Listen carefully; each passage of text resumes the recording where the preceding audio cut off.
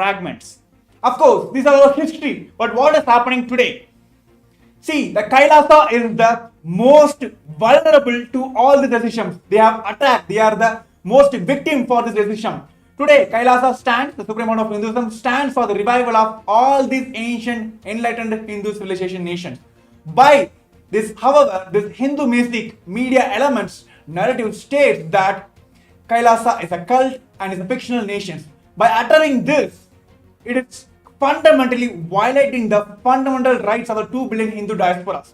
By stating a nation fictions, it is removing their fundamental rights of the 2 billion Hindu diasporas. In fact, the CTA, the Criminal Tribes Act, is no more applied to individuals or communities. It is now being applied to the nation of KAILASA by calling it as a cult. Just because of the practice of Hinduism, just because of revival of Hinduism, just because we are the indigenous Hindus reviving the true glory of Sanatana Hindu Dharma, they call us a cult. Is this not shameful? Are they not ashamed? This is what is racism. This is what is xenophobia. None of which exist in Hinduism. How can racism exist in Hinduism? Let us see what this report has to tell about this. Shame on the anti-Hindu medias and shame on the yellow medias, because they never stood for the truths. They always been influenced by the deep state elements who fed them with all their money, political influence, and they have continuously attacked all the Hindus, Hindu gurus who stood for the Hinduism. So what is the main reason for the attacks of the Supreme Pontiff of Hinduism? Because he stood for Hinduism. He stood for reviving a sovereign Hindu nation. Now let us understand what was lost and how much was lost. We see the destruction. Let me read the report for you. The Hindu Holocaust has, for the last 2000 years, gone through a massive destruction, resulting in loss of 56 Hindu nations that spanned over 6 million kilometers square of Asia.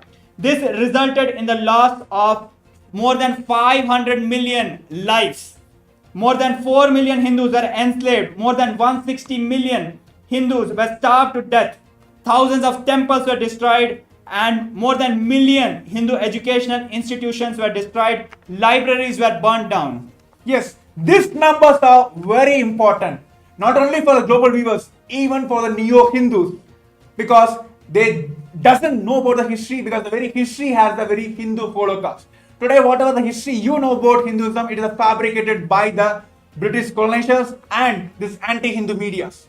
Let me tell the numbers once again. It is a 2000 years of persecution, and 56 Hindu nations have lost its sovereignty, and 500 plus millions has been massacred during this entire persecutions. And almost more than 4 million Hindus has been accused of rape, sex, and they have been completely dismantled from the very life itself.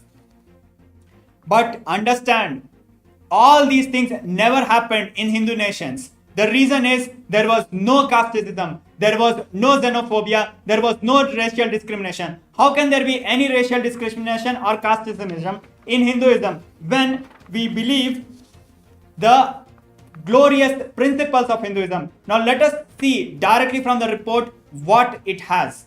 Of course, the fundamental principles taken, the measure taken by the Kailasa is implementing Paramashivam, that is, you are Paramashiva. Which nation, which community, which religion even gives this rights to everyone that you are treated as the ultimate body of the religion? But of course, we're bringing more facts to all of you. We want all the viewers to stay tuned with us.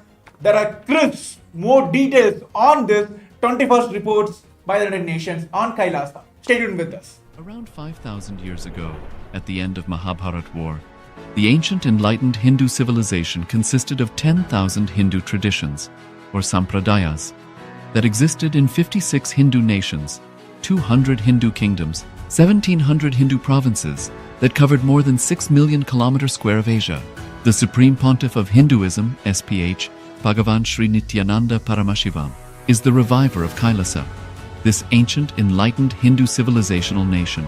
Kailasa is an unbroken cultural, religious, historical, civilizational, and sovereign continuation and revival of multiple of these historical Hindu sovereign states and Hindu ecclesiastical entities. The unbroken continuity of these ancient Hindu nations through KAILASA results in the legal recognition of KAILASA as per the international customary law, particularly the doctrine of continuity. The international law, the doctrine of continuity, implies that upheavals and revolutions within a country, changes in government, territorial adjustments, measures taken during military occupation, or other internal transformations do not negate the existence of the country, do not affect the legal personality and international obligations of the country or state. The Vienna Convention on Succession of States in respect of treaties, 1978, addresses these principles of the doctrine of continuity as it outlines international law during situation of state succession or continuation. International law recognizes a state's legal personality by recognizing its identity. This perspective extends even during the period when the given state or country is annexed or occupied by a foreign power. Even in such cases, the legal personality of the state is considered to persist, enabling its subsequent re-establishment. Historical examples dating back to the 18th century include cases like Portugal and Genoa that were re-established after the Vienna Congress of 1815. More recent examples include countries such as Poland, Ethiopia, Czechoslovakia, Albania, and Austria that were re-established after World War II. Even when a nation is deprived of its territory, the nation continues to exist. Its sovereignty and international legal personality continues to persist. The Dalai Lama, as the spiritual and temporal leader of Tibet, exemplifies this principle. In 1959, the Dalai Lama was exiled and forced to flee.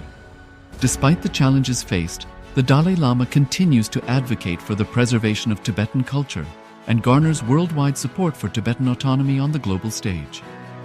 Similarly, from 1309 to 1376, the Pope of Catholicism had been in exile in Avignon.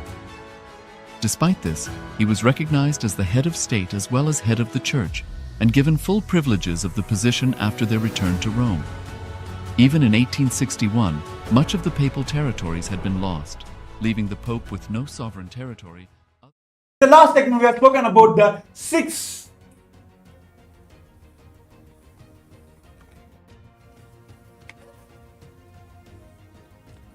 Now we are back and continuing on the release of the 21st report of KAILASA by the United Nations. So we have been going through the persecution that the Hindus have gone through in the last 2000 years and particularly in the last 200 years. We understand that more than 6 million kilometers square of sovereign territory was lost. We understand 56 Hindu nations were lost. We understand 500 million Hindus were killed. But we do not understand, we still do not understand what was really lost. We need to know Hinduism, we need to understand the gifts of Hinduism to understand what we have been gone through. So let us understand directly from the report what it has to say.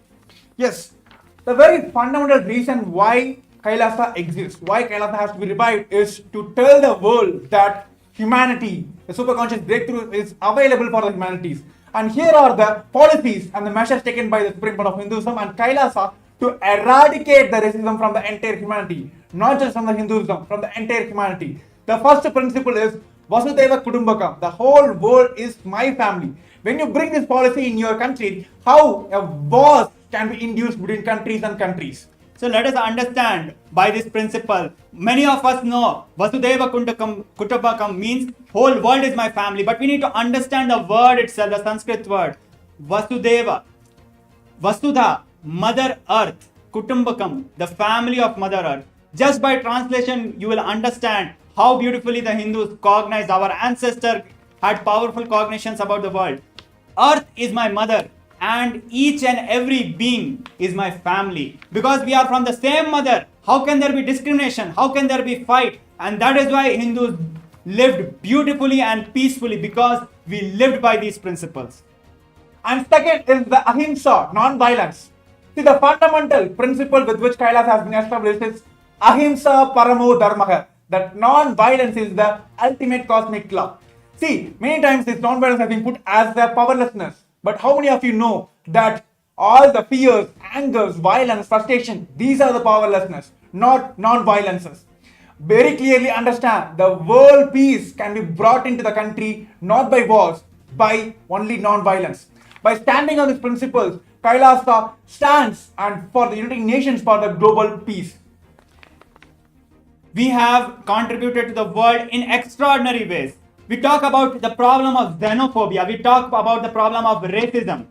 None of these problems exist in Hindu nations. How can it exist? Because we never treated people as merely equal. People are not just equal.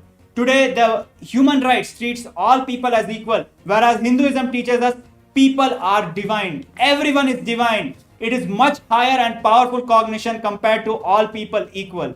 And because of this powerful cognitions, we treated everybody as divine. We treated plants as divine. We treated animals as divine. We treated land as divine. We treated inanimate objects as divine. And because we saw Paramashiva, lived with Paramashiva in each and every aspect of this cosmos, because of that, we lived peacefully with nature. We lived peacefully with each other. These are the gifts of Hinduism which have been lost when the 56 Hindu nations were lost. And today we are speaking about the racism. Of course, it is not just in Hinduism. The entire world faces the racism all around the world. But what is the solution KAILASA is giving? What is the solution Hinduism is giving is Advaita. The only experience, only principle which belongs to Hinduism is Advaita. How many of you know that Hindus have fundamentally rooted in the Advaita, oneness with the entire world, entire universe? Then where comes the racism? And when we understand the destruction by the caste system, it might look superficial. But when we look at this reality, it is not just the territory was lost. It is not just the community was lost. It is not just the unity was lost. It is not just the principles were lost. It is not just the quality of life was lost. The entire ecosystem which beautifully lived, beautifully